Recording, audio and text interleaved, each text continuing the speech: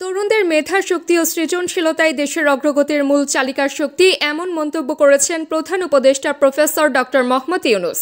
তিনি বলেন, যেখানে তরুণ সমাজ সক্রিয় থাকে সেখানে কোনো সমস্যাই অমীমাংসিত থাকে না।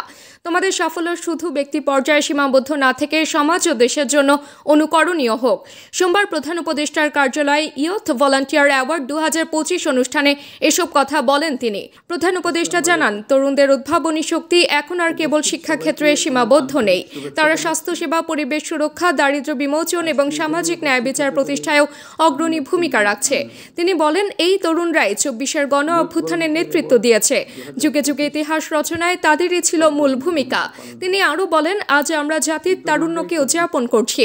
এই তারুণ্যই ভবিষ্যতের নেতৃত্ব দেবে। তরুণদের প্রতি আবার আহ্বান, নিজেদের গড়ে তোলো, পাশাপাশি সমাজকে বদলে দাও। নতুন বাংলাদেশ গড়তে তরুণদের অংশগ্রহণ অপরিহার্য।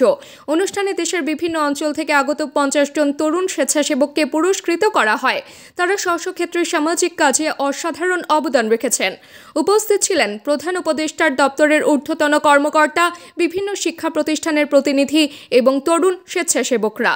আমি বিশ্বাস করি, তরুণরা সক্রিয় থাকলে দেশের কোনো সমস্যা আর অমীমাংসিত থাকতে পারে না। আজ আমরা তারুণ্যের শক্তিকে উদযাপন করছি। এটি আমাদের জাতির চালিকা শক্তি। আমি দৃঢ়ভাবে বিশ্বাস করি, যখন একটি দেশের যুব সমাজ সক্রিয় থাকে, উদ্যমী এবং উদ্ভাবনী শক্তিতে বলীয়ান হয়, তখন কোনো প্রতিবন্ধকতাই তাদের অগ্রযাত্রাকে থামিয়ে রাখতে পারে না।